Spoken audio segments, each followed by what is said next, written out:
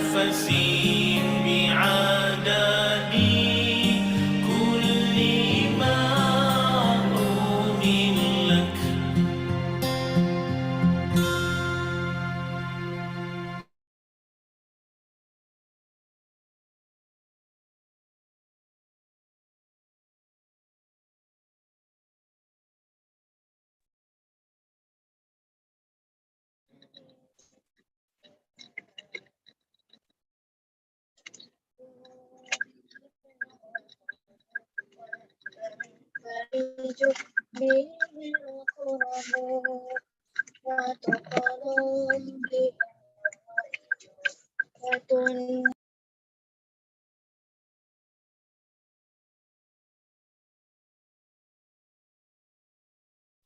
Ashas, I think we can start, Ashas.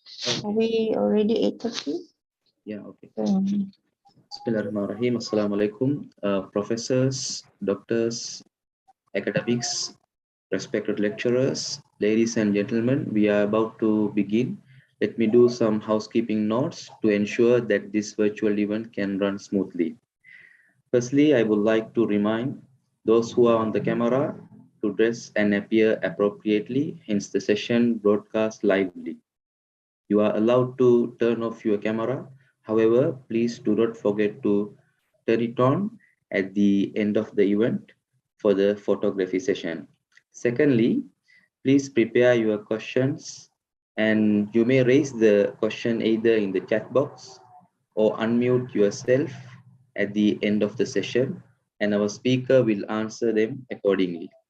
Bismillah ar-Rahman ar-Rahim. Alhamdulillah, salatu wassalamu ala rasulillah wa ala alihi wa sahbihi ajma'in, amma ba'd. Respected Prof. Dr. Shukran Abdul Rahman, Dean Kulliyah of Islamic Review Knowledge and Human Sciences. Respected Associate Prof. Dr. Hadisus bin Ibrahim. Respected our today's speaker, Dr. Sohela Mustari.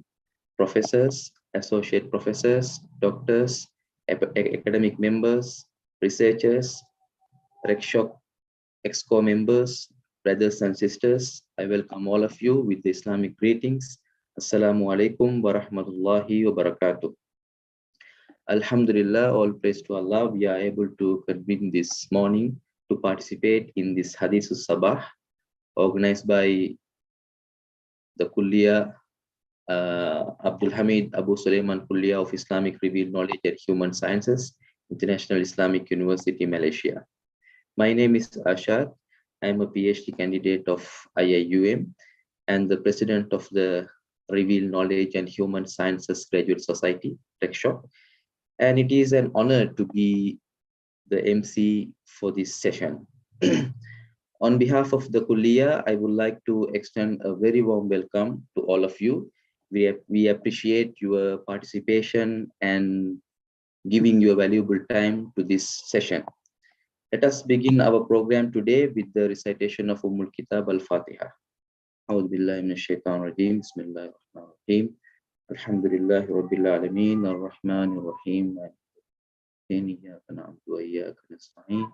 Ihdinas siratal mustaqim. Siratal ladzina an'amta 'alaihim ghairil maghdubi 'alaihim waladdallin. Amin. Without further delay, let's welcome Associate Prof. Dr. Hasnina bin Ibrahim, Deputy Dean, Postgraduate and Responsible Research, Kulliyah of Islamic Review Knowledge and Human Sciences, and the advisor of our RecShock for the opening remarks. Please welcome, Prof. Bismillahirrahmanirrahim. Alhamdulillahi rabbil alamin. Wassalatu wassalamu ala ashrafil anbiya'i wal mursalin wa ala alihi wa sahbihi ajma'in. Thank you very much, Brother Ashad. The respected speaker of today, Dr. Sohela, Deputy Deans, Deputy Director, academic members, and board members of RecSoc. Assalamualaikum warahmatullahi wabarakatuh. Embracing this session in replacement of the Dean. We send salam to all of you with lafaz Assalamualaikum warahmatullahi wabarakatuh. The Dean cannot make it today because he has to attend another function, university function. So inshallah, I will try to relay the information from our Dean to all of you today.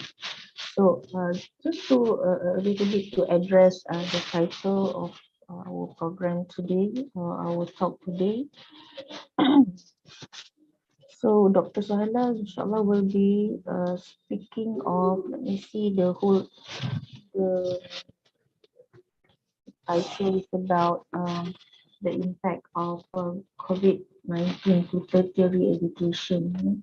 So inshallah, I think this is a very good time for everybody to sit down and preparing for our research proposal, publications, conducting our field work, field research. And I believe that we have lots of plans to fill in this 2 or 3 months gap to strategize on our research and publications. And today exposition, inshallah, by Dr. Sohaila will further inspire us on what are the opportunities for research with regard to the issues that that are faced by the community today. So as researcher, I believe that all of us are very much sensitive to what is happening around us, and we know that COVID-19 is not ended yet. It is still there, and there are still people being infected by the virus, and especially we know that there are also other viruses here. Already that I learned in the US, they have this monkeypox or something like that. Yeah? And also we know in Malaysia we are facing with influenza. But I would like to also highlight the recent finding, except that I am not very sure to what extent that this finding is reliable, but it is reported by the Utusan Malaysia. It says that more than 72.1% SPM leavers decided not to continue their education in the tertiary level, So which means that young students were supposed to continue their education after SPM by the age of 18. They decided to go to the labor force, working, perhaps because there are more opportunities for them to get involved in the area of social media, becoming a content creator, perhaps. You can see the trends today on TikTok, people making money, and you can also make money even when they get involved in very leisure and relaxed activities, playing game online, something like that. Yesterday I watched a YouTuber stating about his worries on the trends today, when people get so much attracted to TikTok to get information and facts, that it may affect the trends of people to do serious reading, watching serious or useful YouTube content on education, on serious discussion. So I think we can gather from all these expositions that the coming education, tertiary education, will change significantly. So and also we can anticipate that the COVID-19 has a short-term and long-term effect on the way people behave, the way people think, and the way people perceive how they should play their role as uh, part of the communities, local communities, global community. And of course, it is also interesting to see how COVID-19 has certain impact on the, especially the students at school, their IQ and their EQ, their social relationship, how they relate with their friends, because they have been away from school for quite some time, and now that they have come to school, they have to look after the, what you call that, the physical distance, and of course economic challenges as well, because perhaps some of the students who decided not to continue their tertiary education because they were affected, financially affected, when their parents lost a job, for example, or perhaps they were so much influenced by the current trend that social media content creators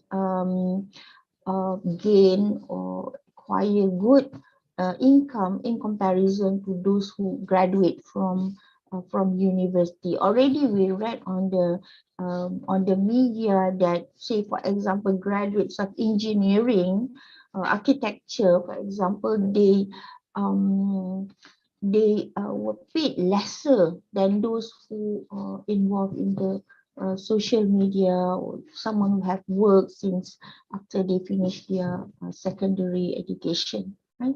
So there are lots of things that we can foresee and anticipate, and of course, as academics, as researcher, these very fresh and fertile issues to be explored. But of course, sitting in this office of postgraduate and research, I believe that there are opportunities for us to research further on this, and perhaps we can inspire postgraduate researchers to help us to do research on this. And as supervisor, as researcher, will try to get the funding to help our graduates, because when we know that already COVID-19 has its effect on the undergraduate student, we have also identified, or we have discovered that we have lesser graduate students or postgraduate students now, because many of them decided to continue working after finishing their degree, and not to continue postgraduate study because of lack of fund, because of financial constraint and whatnot. So perhaps as supervisor, as researcher, we should think about how to get the funding to do this very needful research. And also, I think what is also important for us today, in terms of trying to understand what is going on and what to be happening in future with regard to tertiary education, is that what we can offer, based on our research and findings in research, what we can offer to the policy making, in terms of helping to improve the policy, strengthening the policy, or strengthening the way of education at the tertiary level. So inshallah today we will listen more from Dr. Sohaila. She will be speaking to us about all these impacts, and hopefully this will inspire us to venture into more fresh research, and help us to think about where we should be able to find potential funder for our research, inshallah.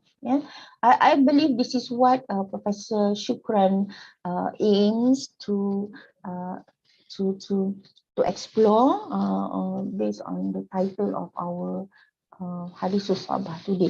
So thank you very much, and thank you very much, Dr. Sohaila, for accepting this invitation to share with all of us here. And Assalamualaikum warahmatullahi wabarakatuh. Assalamu warahmatullahi wabarakatuh. Thank you so much, Prof, for your valuable words. Without further delay, now we are moving to the main part of the session, the keynote speech from Dr. Shohela Mustari. Let me introduce the speaker briefly. Dr. Sohela Mustari obtained her PhD in Sociology and Anthropology from IIUM in 2015. Before that, she obtained her bachelor's and master's degree in Sociology from University of Dhaka, Bangladesh. She joined in IIUM very recently in March 2022 in the Department of Sociology and Anthropology, IIUM. Before joining IIUM, she worked as an assistant professor of sociology in both private and public universities of Bangladesh. Before I hand over the session to Dr. Shohela Mustari, let me inform you that she will be delivering her talk for 30 minutes, and we will open the session for Q&A for 15 minutes after that. So I welcome Dr. Shohela Mustari. فليتفضل مشكورا ومأجورا. Please, Doctor. Thank you. Bismillahirrahmanirrahim. Honorable Dean, Professor Dr. Shukran Abdul Rahman, though he's not here today, then honorable directors, deputy directors, professors, associate professors, doctors, PhD students, and all the Kulia management members, and of course, our honorable director, Madam Haslina. Assalamu alaikum.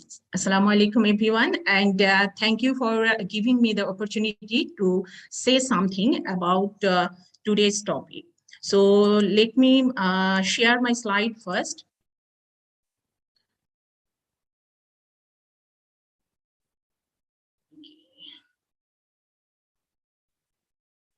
So today I will going to present on the topic that is, will they create a challenge for future tertiary education, school closure and isolation during COVID-19?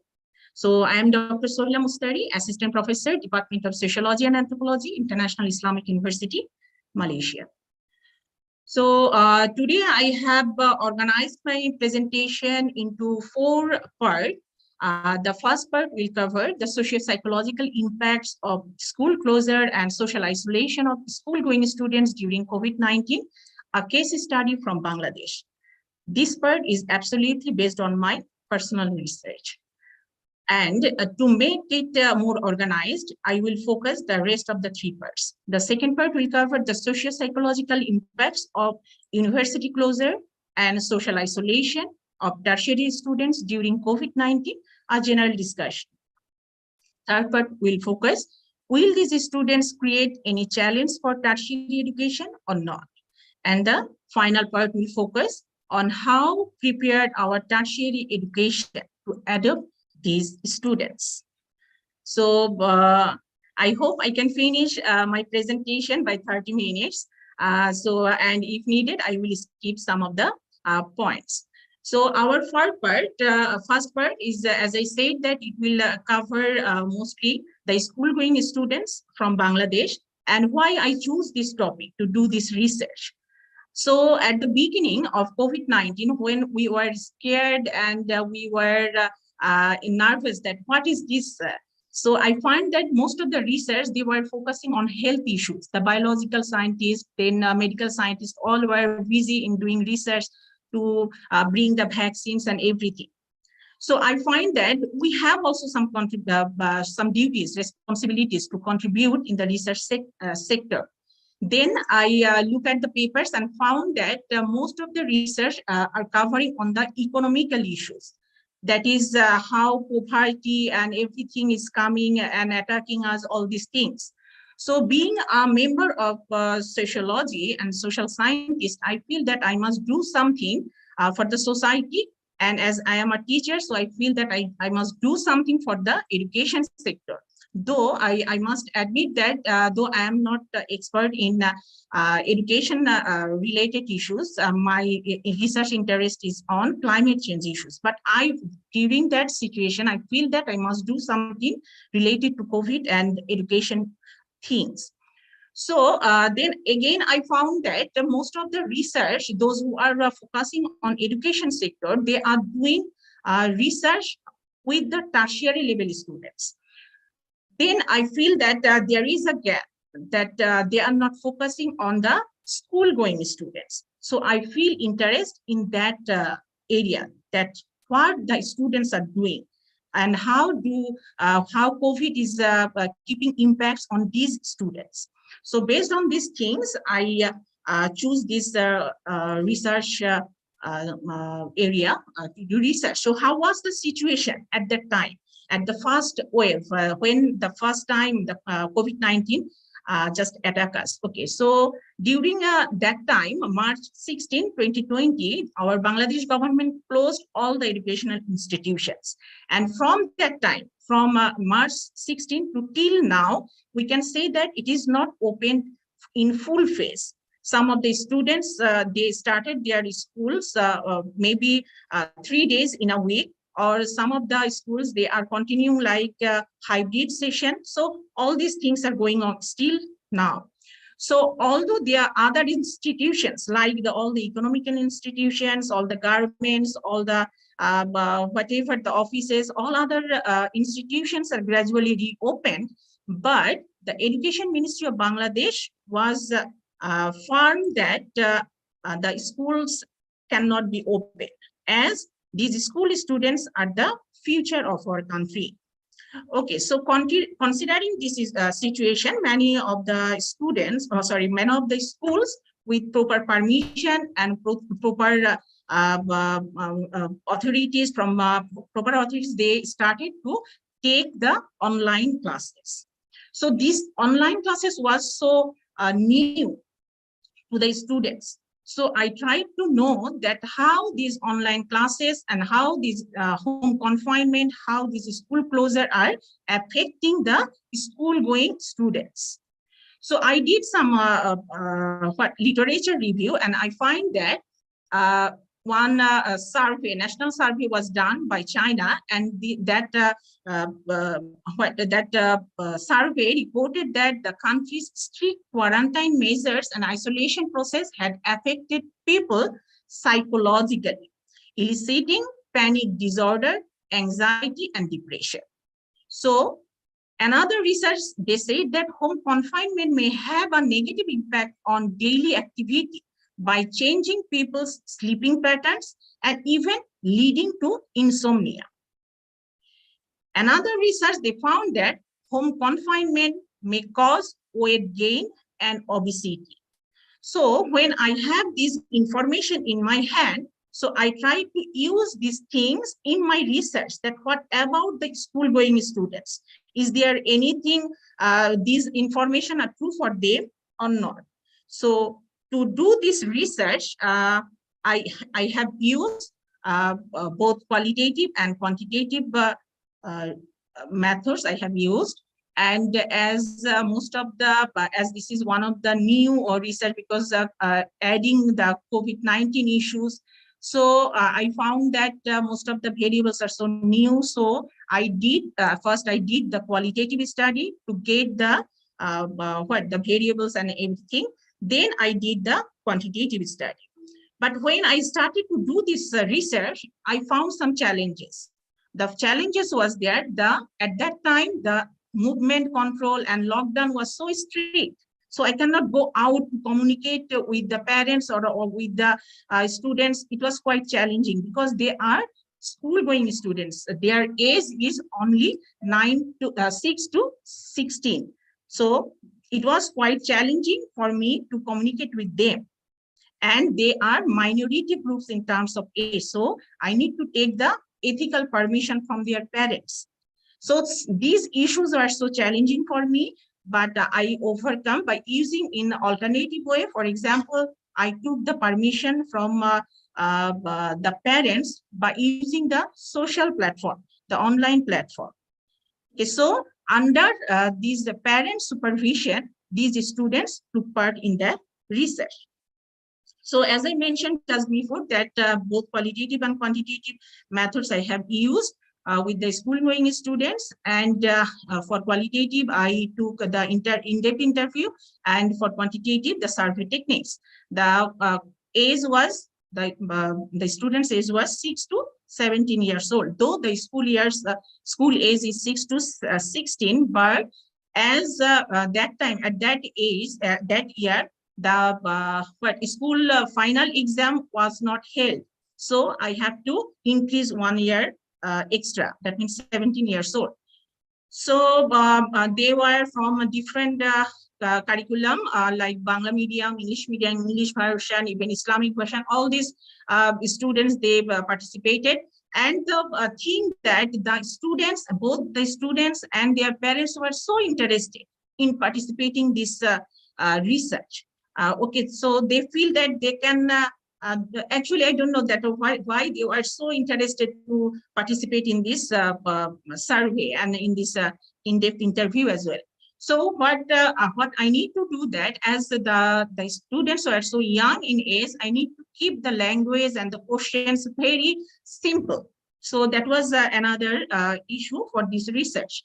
So 122 respondents participated in the survey techniques, and 12 respondents participated in in-depth interviews, and I did some informal discussions also with their parents to make the research valid and reliable. Okay, so here some of the findings where I have a lot of results, but I bring only few of them. So here the demographic information are here. So you can see that the most interesting thing here is the number of siblings. Okay, so as the respondents are from urban area, so we can see the number of siblings. So that means they have only one sibling. 77 respondents had only one sibling, and 29 of them has no sibling. So we can understand during this school closure time how they pass their time. They don't have any other friends to play in their family, in their house. That is covered, that usually covered in their school time, that they can get their friends to play, to share their feelings and everything. But as they do not have any siblings in their house, what happened in their COVID time or school closure time. So here I bring few results, like I have asked them that, do you like online classes or not?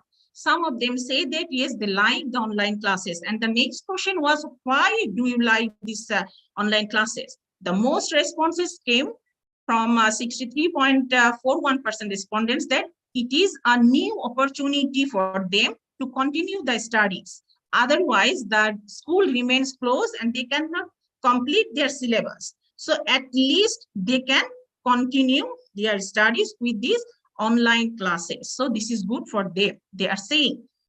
So one of the respondent of 10 years old, she said that she stated like this: I like online classes because at least I can see my friends and teachers. It also helps me to come out from my monotonous life.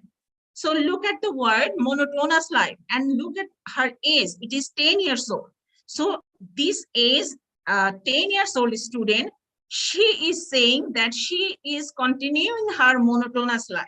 So we can understand, right? So on the other hand, some respondents stated that they do not like online classes. A 12-year-old student from Dhaka, she stated that sometimes I cannot understand many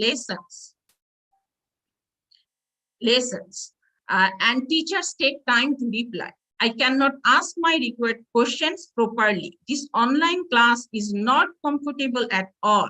Sometimes because of poor internet connection, I can't hear teacher's voice clearly. This makes me worry. Okay, so the 1 minute.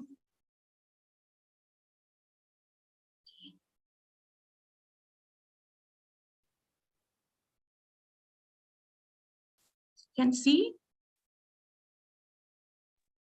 Yes, we can see. Okay, so the next question was reasons when they say that they are not liking their online classes. So I have asked them that why you do not like the online classes. So most of the respondents, like 7.5 respondents, say that I miss my real schools, I miss my real friends, and I miss my real teachers. So they want the human connection. They don't want these online classes. Okay, so the next question was like this, that what do you do during the leisure time? So 92% of them say that they use internet. So their age is 6 to 16 or 17. And 92 of them are saying that 92% they are saying that they are dependent on this internet. Okay, so then I have asked that, so what is the effect that you feel that is not good, or that is very, very good to you for this vacation, for this school closure? So 113 respondents out of 122, they said that I am missing my friends badly. So socialization, peer relation, we can understand. So then other respondents was like, I'm missing school playground to play with my friends. Then my mother forces me to study, but I don't know what to study. I feel so upset. So 30%, 30 respondents said like this. Even 82 respondents said, I am missing my school tiffin period. So we can understand that tiffin period is very important for the school going students. And though only one respondent said like this, but I feel that this is also a good findings. That is, my parents quarrel a lot. I don't like this at all. So during this COVID time, during this home confinement, this kind of quarrel also increased. So that is also important sociological. So okay, so one of the respondent, she is in a grade that time. Okay, what happened? Okay, but she said that I really want the human connection. I miss my friends very much. I am in grade 10 now. Next year, I have the secondary school certificate examination. But all of a sudden, all my classes and tuitions are stopped. It is already 4 months since we do not have any target or any competition. We used to share all our happiness and sorrow with our friends. But now, what more we can do except internet browsing? So this is the findings is very clear. So the discussion part, what we can say, the role of the school has changed. The socialization pattern is changed. That online classes may be successful in completing the syllabus, but these online classes cannot teach them the norms and values of discipline, teamwork, compromising, sacrificing for teammates or groups. So peer relation could not be nurtured in the virtual classroom. Students could not become self-reliant and independent. So all these things are happening. Yes, we can complete the syllabus through online, but what about these other social commitments? So peer relation affect very much. Children cannot share their emotions with their friends. Group work and emotional attachment from peers. Peer group is absent. So distress and psychiatric condition. So domestic violence increased a lot, which creates psychological stress on the students, and no sports and teamwork to keep them physically fit. So excessive use of media. Okay, so as because of this virtual classes or online classes, we need to give our kids that internet or mobile or whatever the gadgets. But this actually creates what makes them to use a lot of internet, and this internet can increase the chance of virtual abuse by unknown sources. We don't know that they are getting the bullying or anything through these online sources or not. Okay, so becoming strong source of socialization. Yes, that is some good things are there also. So one of the good thing is becoming strong source of socialization. by opening wider society for the kids. They can now go by anywhere by using this online. They are 6 years old, 7 years old, but they know everything because they can open it and they can enjoy the cartoon and movies or whatever they want. So these are the some good and bad things. So finally, what we can say, online classes cannot be the alternative for traditional classes because of health issues, because looking at the screen for longer time is harmful for the young kids. And sometimes these online classes are increasing the social stratification. How? Because to operate these online classes, young students need the parents' support, and all parents are not equally educated or skilled. So those who are skilled, those parents who has the capability, they can give their students the expensive gadgets, they can treat them whatever they want, but the other group, they are suffering. So that's why I'm just skipping this part. The second part, when though this is not directly from my research, but for this presentation, I have made this one, that this socio-psychological impact, this one is happening for the tertiary level students or not. And I found the answer depending on the secondary sources that this is happening here also, and even more alarming way. Why this is even more alarming way? Because they don't have the immediate and distant target. Okay, that they don't know that what to do next, like this. For example, yes, that is true that when if you look at the secondary sources, you will get the information that this public gathering, then public events, workplace closure, stay at home, all these restrictions are making the COVID-19 cases down. That is true. But what about the other issues? For example, that these issues, these closures are making challenges for both the students and teachers, and also for the families, friends, employers, and as a whole society. So how this is these challenges is happening? So the pandemic, they are saying that this is academic work and life is changed a lot due to this pandemic and online classes. Switch to online lecturers, tutorials, closed libraries. This library has strong value, we can understand, but during this COVID time, this library was closed. Okay, so changed communication channels for teachers and administrative support, new assessment methods, different workloads. So this one has definitely a negative impact on their academic performance. So not only for the academic performance, their social life as well. So the closed dorms, the mahallas are closed, right? So therefore moving back to home, no meeting with friends, university colleagues, relatives, no parties, no traveling, remaining trapped, some of them maybe in the abroad. So these are keeping negative impact in their social life as well. So as the Madam Haslina at the beginning said, that the financial situation, what about the students' financial situation? Many of them lost their part-time jobs. So worries about their financial situation now, worried about their future education. Many of them already dropped out from their education. Okay, so they are worried about their career as well. To support their family, they need to join the workforce in early. Okay, so and definitely all these things has emotional emotional impact as well. Fears, frustration, anxiety, anger, boredom, these are very common nowadays. Okay, so if you look at them, they are saying that they are frustrated what to do after 2 or 3 years after completing their graduation. What they want to do, they don't know.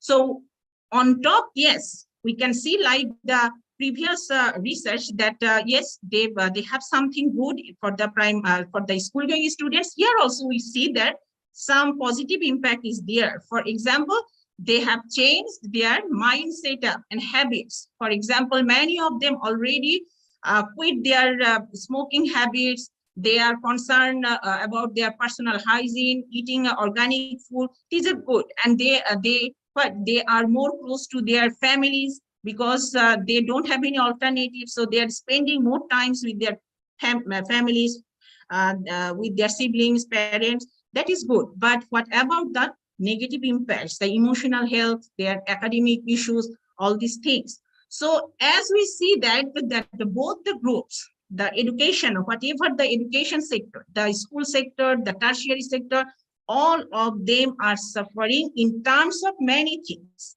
in terms of social life, in terms of academic life, in terms of everything, psychological perspective. So what is the situation? Are they a challenge? Will they create a challenge for future tertiary education or not? We must say that yes, of course, psychologically. And when all these things are combining, as a sociologist, I need to look at that. What is the explanation from the sociological side? I found that one of our founding father of sociology, that is Emile Durkheim, he talked about the suicidal issue. He said that when this isolation, social isolation happens, when this negative impact happens psychologically, then the tendency of committing suicide increased a lot in the society. And if you look at the newspapers, you can see that it happens a lot throughout the world. Even it is alarming nowadays in a country like Bangladesh, which is a Muslim. So whatever the religion, we cannot control this nowadays. So this, when we will get in future, we will get this kind of situation with anxiety, stressed, then suicidal tendency. These kind of things happen in future students. What preparation we need to do? That is the question. So that's why I showed that tertiary education is in challenge with the present student and with the future students as well. So now what to do? From my understanding, yes, I don't have any solution, but what I feel that we need to do more research. As a academic, we need to do more research on it, that what solution we can bring. And of course, not only the sociological research, not only economical research, but we need to do the multidisciplinary research to find out the solution, to make proper policies. We don't have any alternative of doing multidisciplinary research. So that's all from my side. Thank you all. Assalamu alaikum. Walaikum assalam wa rahmatullahi wa barakatuh. Jazakumullah khairan, Doctor. Thank you very much, Dr. Sohaila Mustari, for your wonderful explanation and sharing your valuable research findings. Although the topic is very interesting and relevant to the current context, time not permit to go in detailed explanation. So now we have reached the Q&A session. So if you have any questions or comments to ask to the speaker, you can unmute yourself. Please welcome.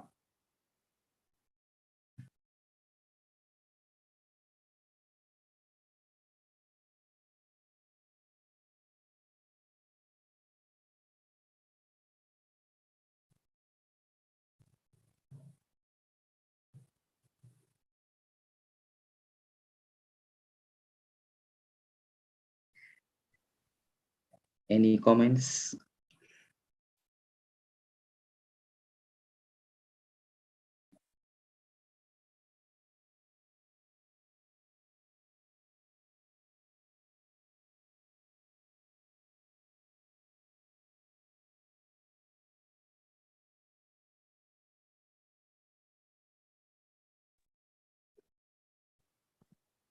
Assalamualaikum. Waalaikumsalam warahmatullahi wabarakatuh. Dr. Haiza from Soka. Just very simple questions, perhaps. Dr. Sohaila, thank you for your presentation. Just want to know, okay, you have been for some times now with us. Can you compare, can you see any difference of what you had observed in your own, in Dhaka and Kuala Lumpur, perhaps, in terms of the matters? Thank you, Doctor. Thank you, Madam. Assalamu alaikum, and thank you for your questions. Yes, you can, but it is too early actually. As you know that I have joined here only in March, so it is 3 or 4 months only. So it is too early to make any comment that we can see the same thing here in Malaysia and in Dhaka also. Actually, it is too early, but whatever the personal experience in the classroom experience or my daughter's school's experience, I feel that there is a commonality, means the common things are there. For example, in my classroom, I feel that the students are not focused, means that means they have some lack of focusing. Okay, lack of focusing means that even some of the students, they say that during this COVID time, her parents, her father lost their business. The business they are struggling to come out from that situation. This is a local student's experience. And another international student, she is from one country that is very much dependent on tourism. She said that her parent is suffering to give the tuition fees because of this COVID-19 situation. So social issues or social things are happening, maybe not directly to the education. Maybe her parents is suffering from financial things, and definitely as their parents and families are suffering, so definitely it has some negative impact on their academic performance. So we cannot avoid that things as well. So that's the thing, madam. Thank you. Okay, thank you so much. Assalamu alaikum. Assalamu wa rahmatullahi wa barakatuh. This is Dr. Iyal from Sociology Department. Dr. Suhaila, I want to ask you, within the frame of COVID-19 actually, which was a global, there was a role for the governments. Based on your experience and your research, what is the role of Bangladeshi government for coping mechanism, for example, to support, for example, students in Bangladesh? Thank you. Yeah, thank you, Dr. Yeah, yes, the experience that I found during the COVID time and the government's role for education, we are not satisfied with the role of government, because even in my slide, I have stated that gradually all the institutions were opened, but they were so late in saying that the educational institutions are open. Even during when they declared that the education institution can be open, they gave some they gave some structure that only 3 classes, means that grade 6, 9, and 10 can join during Saturday, Sunday, Monday, and the 3 other days will some other class will do their work. So like this, that means not in full phase. Some of the students, they come 3 days, some other students can go to the school for 2 other days, like this. And they prefer that online class is better to avoid this COVID-19 and everything. Okay, so till now, it is not open in full phase. In many university classes nowadays, they prefer online classes, because they feel that in dormitory, if the students stay together, come in close interaction, maybe the COVID-19 cases will increase again. So that is why. But on the other hand, all the garments, then all the the financial issues, they are opening, they are running in full phase, but only about the education sector. So that was quite shocking for us, that why it is happening only for the academic sector. So that's the thing, brother. I hope you got the answer. Thank you. It's there. Thank you. Thank you. Thank you, Doctor. Thank you.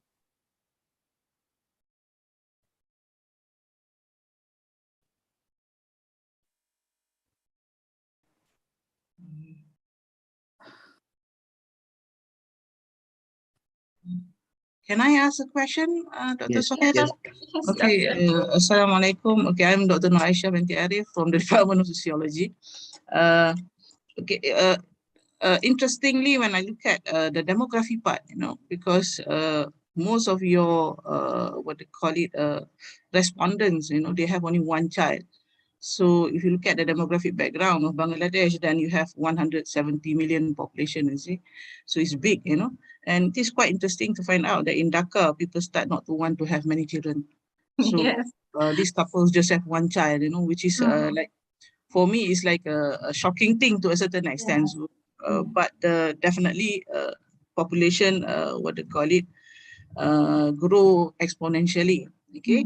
But I think if it were to be this research to be done in a from a different how to say this social class, it could be the result could be very different. Very deep. Yes, true. Because I'm talking about the availability of internet, the availability of Exactly. laptops and whatnot, So this could just take care of maybe the middle class or the upper class and it is in the capital city, Dhaka.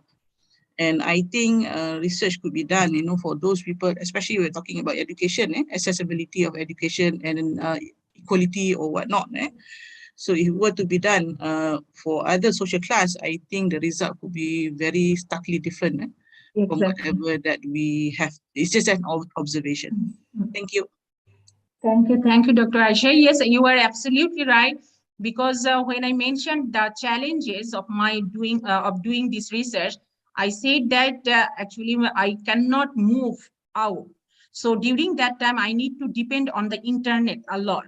So as we can understand, those the parents, those who have the social connection, that means in Facebook, the parents forum, all these things, I need to take help for those forums. So I cannot take information from other groups as well. So that was one of the limitation of my research. So I accept this. Thank you. Okay, thank you so much. So I think we have reached the end of the program. On behalf of the Kuliya, I would like to thank Dr.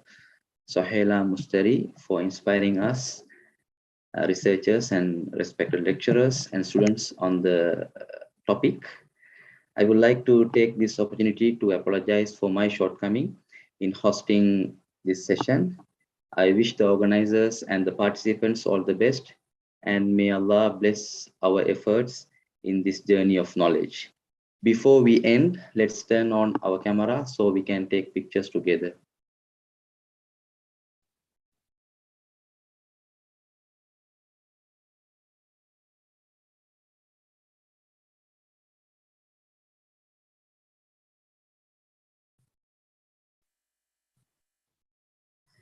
Okay, 1, 2, 3. Once again, 1, 2, 3. Okay, thank you very much. Let's end with Tasbih Kafara and Surah Al-Asr. Bismillahirrahmanirrahim.